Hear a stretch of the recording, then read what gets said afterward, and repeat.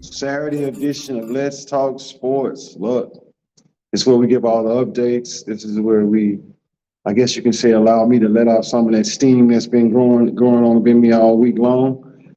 So just sit back, strap in. We're gonna do this thing. Listen. So I have an incident yesterday.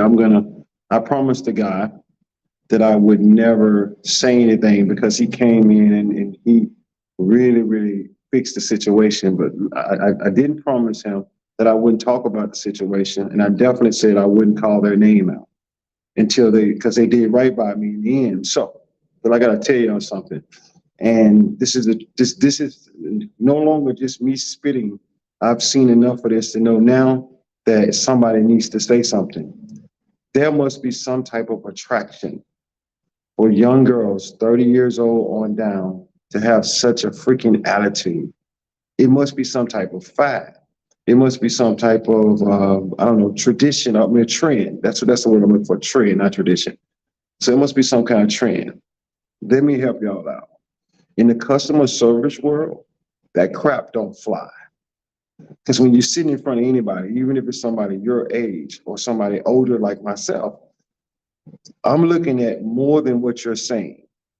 So here's the incident. We go into a place yesterday because we're trying to fix some things on one of our accounts. And my wife draws this young lady, and I don't come in at first, but I come in later. And then, the young lady is, talking to my wife, and as she walks away, my wife said, "This girl has the worst attitude I've ever seen. The worst attitude I've ever seen." So sure enough, the girl comes back, and I'm in there now, and I started asking some questions about some things about our account that they were legitimate questions. I mean, wasn't nothing hardcore, raw. I wasn't being rude. I just was simply asking questions, and you can see the toxicity or the toxicity coming off of her. It was just you can feel that negative energy just flowing from her. Now, I don't know if the girl's had a bad day. I don't know if this is just how she is all the time. It could be that she's like this all the time and nobody has never told her that she's like this. So it took anybody who knows me know that I'm gonna sit there for a minute and I'm gonna take it, and then after that, I'm gonna say something because I spent my entire life in customer service. So I know how to treat people. I know how people should be treated. I know how it makes them feel. I know everything about that. So finally, I just looked at the girl and said, "You know what? Your attitude is up. You can figure it out." I said, you can do me and my wife a favor and just go get someone else. Because right now it's too important for us to walk out. It's too important for me to get on social media and dog that company. Just you remove yourself out of the situation, and I think it'll be just fine. So this started a conversation. The conversation started with my wife and I. We have a teenage daughter. I have more than one teenage daughter. I have been around more than one teenage girl, but I only have one teenage daughter. So I'm saying to myself, okay, this kind of attitude don't stop at 30-year-old. And I go on and tell my wife, I said, because I had some incident that happened the other day with our child that was just totally rude. And my own wife, being the mother that she is always going to defend the child first. But then when I told her about it, I was like, listen to this. I mean, it's literally, she's getting in the car while I'm picking her up from school. She slings the door open. There's a girl behind her who has to dodge the door so the door doesn't hit her. Now that's a mistake. Nothing wrong with that. But what came out of her mouth next was not a mistake. When I said, "You almost hit that girl," and she said, "Oh, it doesn't matter," and closed the door. And believe me, as a father, you guys got to understand, you have to check that attitude right now while she's young. What are you, retarded? I'm sorry, I didn't mean to say it. What are you, crazy? You cannot do that. You cannot be rude to somebody like that and not apologize. You have to get out that car and you have to say, "Look, I almost hit you with this door. I'm so sorry. My bad." Don't be afraid to apologize. We as parents, I'm not here to tell you what to do with your child, but I'm telling you, we have enough rude young girls, specifically Black girls, that are just rude beyond. They have no reason to be rude. It is so toxic. And I really believe the reason they're like that is because that's what attract guys. I think guys are attracted to that. So I'm not talking to the girls, I'm talking to the guys. How is it that you don't want a girl or someone that you date that has a good attitude and good character? Other than that, what are we doing here, guys? What are we doing? Because the only people who can change this crap is you. They're attracted to what attracts you, and you think that's cool when she has a bad attitude. That leads all the way up to she about 30, 35, and she meets somebody like me, and I tell her, look, your attitude is of, and it's not attractive. It's not going to make you any money. Now, some people may disagree with me, but I'm just going to stick to my guns and say, hey, being polite to people is still a cool thing, isn't it? Enough about that, guys. Look, we've been talking about the NBA. I had to get that off my chest. If y'all can tell, it bothered me. We've been talking about the NBA series. We've been talking about the upcoming draft. And these are the two things that we want everybody to focus on. And for those of y'all who are just joining in or going to join in later, listen, I have to apologize for saying the word. I almost said a word that I shouldn't say. You can figure it out while watching the video. That's just a word that we should never use because I care more about people who have mental issues. That's why I always tag all my videos with mental issues because I care about that. Why do I care about that? Well, it's simple. It's sometimes everybody needs somebody. My mind can play tricks on me. I have people that I can call and I can truly talk to on a serious level when that happens. And I hope everybody has somebody like that. And I wish that people would reach out with people more to see how they're doing. That's just me. But like I said, and I digress. We've been talking about the NFL draft and the NFL and the NBA playoff series. The draft, okay, we're trying to do something special. It's not etched in stone yet because I haven't posted it on Facebook. That's why it's not etched in stone yet. But we're trying to do a live event during the second round of the draft where we're going to talk about some things and we're going to bring some guests on the show. We're going to talk about some teams and some football, and we're going to do the draft like it's supposed to be done while those guys that are being drafted in the second round are being judged and said that they're not going to do this and not going to do that. And we're going to point out some of those things that we find to be valuable when you hear analysts talking about a certain player coming out and you totally disagree about how this player is going to be. That's what we want to do. That's why we're not doing it on the first round. We're doing it on the second round, which means that's a Friday. The Thursday is the first night of the draft, and I'm not mistaken, the Friday is the second round. Or it could be the Friday is the first day of the draft, and then the second round is Saturday. I don't know, but I'll have the dates right when it's time when we announce it. Okay. That being said, we also talked about the NBA series, and the NBA playoff series, and I want to tell y'all something. This is one of the first years that I'm going to be excited about the actual play-in tournament. The play-in tournament is going to be really interesting because you got to understand the play-in tournament is not if I'm not mistaken, it is not a series. It's a one and done. I think you got to lose twice, but I can't wait to see this because a lot of teams are going to have to earn their way in. And I still got my eyes on the Pelicans. I watched them play last night. Now, a lot of people would say, okay, New York was just kind of drifting back. They had nothing to gain. They had nothing to lose. Well, let me help y'all out. New York didn't play like that. New York came to win that game. I don't care what nobody say. They didn't care who was out there. They came to win the game.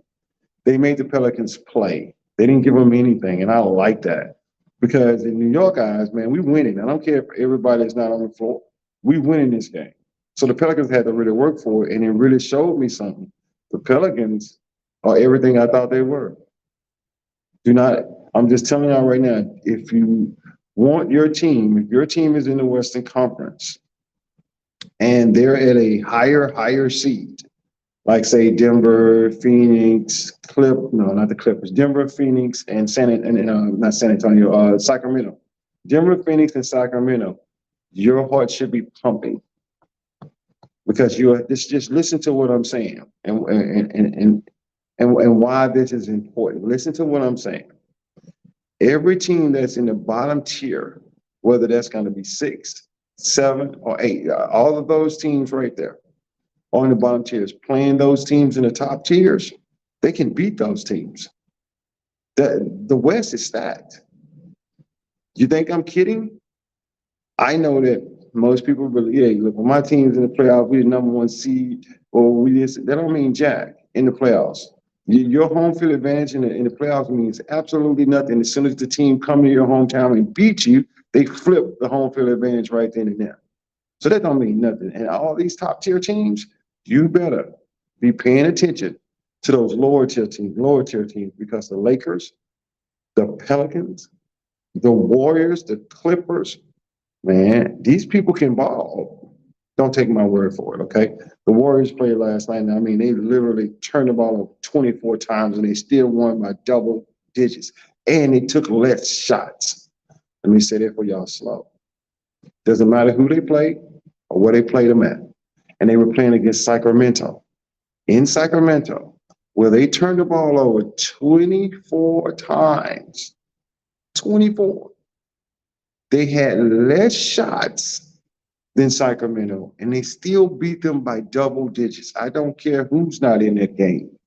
That should put the fear of God in Sacramento fans and say, wait a minute, how did that happen? How did that happen? I'm just saying, I don't know everything. That's a fact. But I'm telling you right now, as sure as I see things that other people don't see, just listen to what I'm saying. The team that won turned the ball over 24 times. They had less shots than the team that lost. And they still won by double digits. Okay, that's all I'm gonna say about that. The New York Knicks did well against the Pelicans last night. For the simple fact was, what if the New York Knicks, let's just say hypothetically, the New York Knicks and the Pelicans play in the championship? I understand why New York did that. I respect that. They had really nothing to play for. I respect that. That you come in and say, I'm still going to win this game. And you make the Pelicans work. And not to mention, you did something that most teams can't do. You took Ingram out the game. Just took him out. Just said, no, everybody else is going to beat us but Ingram. Ooh. That also means that somebody else for the Pelicans had to step up. And I think y'all know who that was. If I'm not mistaken, that young kid Murphy stepped up. So how many weapons do the Pelicans have now? I think you can add one after last night. Matter of fact, you can add two. So you got Ingram, you got McCullough. Now if you get Zion back, now you had these two players, and not to mention you're missing a guard too. I told y'all, if the Pelicans come together, they're gonna shock some people, and I have no doubt they will be in the Western Conference Finals. And all the key to it is can Zion get in that playoff? Can he get there? If he can, look, I'm not just spitting this crap out. Do the record yourself. Look at it yourself. A lot of people don't believe nothing I'm saying. Go look at the Pelicans yourself. Watch them play a game when they're fully healthy, and then come back and holler at me. And then you're gonna see I ain't just finding stuff out of the side of my neck saying something. I'm not. Also, I wanna free flow into this. This is not what I'm talking about. But I had to mention this. I saw the list that Cam Newton put up for who he'll be the backup quarterback for. I don't know if you guys are keeping up with this, so I know y'all probably not. But Cam Newton sent a letter to the NFL basically saying what quarterbacks he would back up. And every single quarterback on there that he would back up, in my mind, he was saying that he was better than. Because the elite quarterbacks that has really been doing their thing, I don't see them at all. So I guess what I'm saying is, hold on, guys. Did I lose it? I go back in. So I guess what I'm saying is, Cam Newton. Okay, first of all, I'm a big fan of Cam Newton. But I never was such a big fan to where I follow Cam Newton. I was just a fan of his athletic ability. But Cam, come on, brother. Man, you're at the end of your career. You've never won a Super Bowl. You've been to one, but you've never won a Super Bowl. Man, why don't you humble yourself? I don't think it's really nothing more you have to prove. Why don't you just humble yourself and say you want to play football for whoever wants you to play football? I just don't understand that. And I had to bring it up on the show today because that truly bothered me. Do you have to be that arrogant? Come on, Cam. Come on.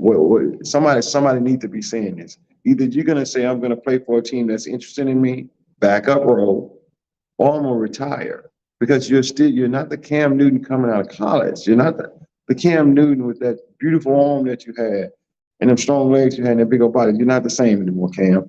I'm gonna say that and I'm gonna leave football alone. I just had to get that off my chest. With that being said, I'm saying it again. Let me stop. The Eastern Conference is coming up next Thursday. I hope y'all join in for the Eastern Conference because I'm going to shock some people with the Eastern Conference. See, we just kind of wrote it all off having in the Eastern Conference. We just assume that the Boston Celtics, the Milwaukee Bucks, and the Philadelphia 76ers are going to run away with things. I'm just going to tell y'all, the New York Knicks, Brooklyn Nets. I mean, I'm just telling y'all, you need to watch out for these teams. These teams don't have any pressure on them. Now, if I'm leaving somebody out like Cleveland, I am not leaving you out on purpose. I'm just saying these are the two teams that have caught my eye. I'm telling y'all, and I'm going to talk about this more coming up on Thursday. Brooklyn Nets, New York Knicks, going to shock some people. The New York teams are much better than people give them credit for. Much deeper, too. And they have no pressure on them because nobody expected them to do anything well other than the Brooklyn Nets, but that was only because of KD and Kyrie. But KD and Kyrie, once they left, no more pressure was on them. Now, do I honestly think either one of these teams can go to the championship? No. But they can definitely change the course of the playoffs. And I think you're going to see that, too, in the Eastern Conference. And I'm going to talk about this more next Thursday. I hope you guys tune in. Now, that's all I'm going to do is talk about sports. For anybody who's jumping on, I just talked about our NBA playoff series. I just talked about a little bit of Cam Newton. I just had to mention that. Now I'm getting ready to, and I also talked about the attitudes of young girls these days. So now what I want to do is I want to talk about something that happened Thursday night. And if you're just jumping on, what I'm getting ready to talk about now, some of the equipment and updates that we have for this show. Because if you haven't been keeping up, the algorithms for Facebook and YouTube, they've been keeping up. Because we are airing every Thursday and every Saturday, and that's going to change during football season. But right now, it's still going to be every Thursday at 7, every Saturday at 12. Okay. Something happened Thursday night on the Thursday night show. We had some people contribute to the show because everybody who's been watching us know I have it all over my social media that we're trying to raise money for our camera. Matter of fact, I'm going to be putting it on YouTube today. I'm going to make a video about it. I'm trying to raise money for equipment, not just the camera, equipment. Anything that we need on this show, we're trying to raise money for. But I want to talk about something that happened Thursday night. And then I'm going to transition into the grind of what all this means. Thursday night, one of our compadres who joins us on the show, wife, contributed to the show.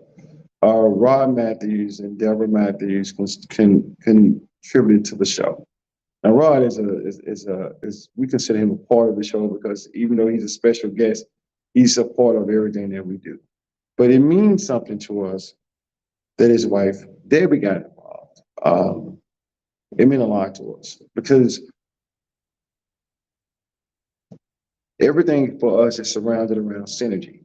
Since we don't have the funds to do the things that we want to do, we create a positive atmosphere and the synergy around each other. And we just feed off in each other. And we take little steps, little baby steps with the patience of Job to get to where we're going. Because like I said in the beginning, this didn't go like I thought it was going to go. This is much more difficult. But when Rod's wife, when she donated to the show, it touched my heart. And I'm going to tell you why it touched my heart. I've never met her. I've never even seen her. All I know is Rod is a good person. So that automatically makes his wife a good person because Rod is not an idiot. I mean, that would make That would make no sense if he's with a bad person when he's a good person. Roy is not like that. But it touched my soul because of what she said to me. She said, I was talking to Roy and she said, get that camera. Richard, go get that camera. Now, I told you guys Thursday night that I was willing to go on the street and dance and show y'all how bad I need that money for that camera because we are not going to fail. We know where we're going. We know what we want to do. We know where we're doing. Now, I'm going to be honest. When this first began, we didn't know what we were doing. We had no idea. I didn't know a view from a light to an insight I don't know. I didn't know what none of that stuff was, but I've learned. And now I'm here to tell you guys, here to tell you, we know where we're going. We know what we're doing. Now, I said I'd like to say this. Any piece of equipment that we have, thank you so much, Matthew family, for donating. I just need to get that out. But any type of funds we get for the equipment that we need, this is what it does, okay? So you're seeing this big camera right now on the screen. Now this camera, I don't go into technical things. My producer's not gonna go into technical things. But if you look at the camera yourself, you don't have to have a lot of knowledge about the camera or a lot of knowledge about all the things that it can do. You can imagine us doing things with this camera to make our podcast much more viewable, much more enjoyable. It's a lot of fun when you have the equipment you need. I don't know y'all know what I'm talking about. I mean, any guy out there that has cut his yard before, there's nothing worse than going out there, pulling your lawnmower out, and your lawnmower, okay, it starts up and everything is working fine, and then all of a sudden it stops. Now you got to say, okay, I got to fix the lawnmower. And then you go in your shed to get the tools that you need and realize that you loaned your tools to your brother 3 weeks ago and never got them back because you never figured you would need them. Now your whole day is just shot because you don't have the things that you need. So you got to stop what you're doing, go to your brother's house. If he's not in town, now you got to go buy new tools. So basically you bought the tools for your brother anyway, because now he get to keep those tools, but you need those tools to fix your lawnmower. Now you're trying to, you fix the lawnmower, and before you know it, 5 hours and went by on something that took an hour and a half because you didn't have the things that you needed. I know y'all can relate to me. I know if that ain't never happened to you, then God bless you, but it has happened to me. And I'm pretty sure it can happen to other people too. Hell, it could be something as simple as I don't have gas. It stops the progress. It stops you moving forward to finishing whatever you had to finish. That's what equipment does to us. Anytime we don't have the equipment and you hear me announce something and then my producer called me on the phone after the show and say exactly how we're going to do that because we don't have the stuff to do that with. Now, you didn't already announce it, which is why I'm very careful when I announce something now, because guess what? That's a bad thing. You announce something and you can't do it, that's a bad thing. So I guess what I'm saying is we have to have that equipment. I do not see none of this as embarrassing or look, we need the camera. We need you guys' help. None of this is not, look, the reason why I say that is because it's simple. If you understand the grind, we're trying to have events that we sponsor, events where you guys, fans, can come talk. Now that's down the road. That ain't nowhere, no time soon. We're trying to have all types of functions for Let's Talk Sports, for people to come and sit down in a family atmosphere, have a good time, and watch their loved one be on a show talking about their favorite thing, which is sports. That's just part of what we do. And that's not going to get it with my phone camera. My phone camera is good now, but it's really good. But it's not going to get it. It's not going to help us make what we need. That's why we need this camera. We need two, actually. So when you see that and you see how being a part of something, I don't know about you, I've always wanted to be a part of something ground floor. Ground floor means that I'm there in the beginning so everybody can say I'm a day one. The reason why is because when that grows and becomes something so powerful, you can say, I'm a part of that. And somebody can say, oh, really? Wow, I would have loved to be a part of it when it first started. That's all I'm saying. This camera gets us there. It takes us to the next level. And we're not going to, as my producer would tell you, we talk about it all the time. Yes, we ask for donations, but we're also doing other things too, ourselves. The grind behind it to get this camera, we're doing our things too. Will it go a lot faster if you guys can help us with any donation whatsoever? Yes, of course it will. But will it stop us? No, we're that dedicated. We put too much time into this. You guys do not understand that what goes on behind the scenes. And I got a feeling a lot of you out there starting to find out because you're trying to do your own thing now. It's a lot goes on behind the scenes. We cannot do it without you. No, I'm sorry. We can do it without you, but it'll just be a slower process. But we want to do it with you because the whole show is about the fans. The whole show is about you being able to come on here and voice your opinion. It's simple stuff. $5 here, $10 there.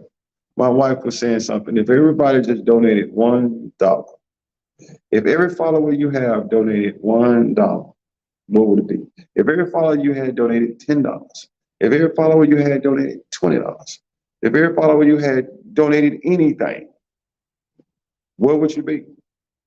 Because here's the thing: I want to be there for my followers.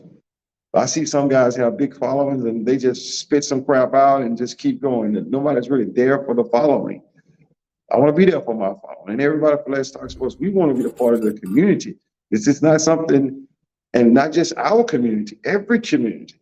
This ain't just something that we want to be fly by night. That's why we're doing it big, because I don't understand why you're even trying to do it if you're not going to do it big. What's the purpose of going through all these things? Listen, I took up a lot of you guys' time. I hope you've enjoyed the show. I enjoy Saturday's show more than anything because it allows me to express myself how I want to express myself. But just know from the bottom of my heart, I love and appreciate everybody who have gave some part of this show, whether it's 1 minute, 2 minutes, 3 minutes, a donation, a like, a share, whatever you've done. Thank you so much for that. Quick shout out to all those entrepreneurs out there doing your thing that have made a decision. And you guys know who I'm talking about. You made a decision to say, I'm going to go after this thing myself. And you've left long, upstanding, great occupations to say, I'm going out on my own and I'm going to do this thing bigger than what I did for anybody at anybody apartment. Shout outs to, I see a lot of that on my social media. Shout outs to all you who have the guts to get up and do that, because that takes a lot. And I'm proud of you just for even doing it, just for even attempting it. And I'm sure some of you guys maybe not make it, but some of you will. But regardless, just to have the guts to do it means so much to me. It inspires me. So with that being said, help us out with the camera, guys. Help us out with the camera. We're not going to stop. We need your help. Trevor, thank you for joining the show, man. I noticed you pop on. You don't say very much. I'm pretty sure you were at work. But just for joining the show, man. Thank you for joining the show. It means a lot to us. So with all that being said, and I wish you joined the Thursday show. That's where the juicy stuff happens at. With all that being said, look, thank all you guys. But we're not going anywhere. We're just getting better. It's a slow process. But we wouldn't even got this far without you guys. So with all that being said, thank you. This is Richard Cole. Let's Talk Sports. Peace. I'm out.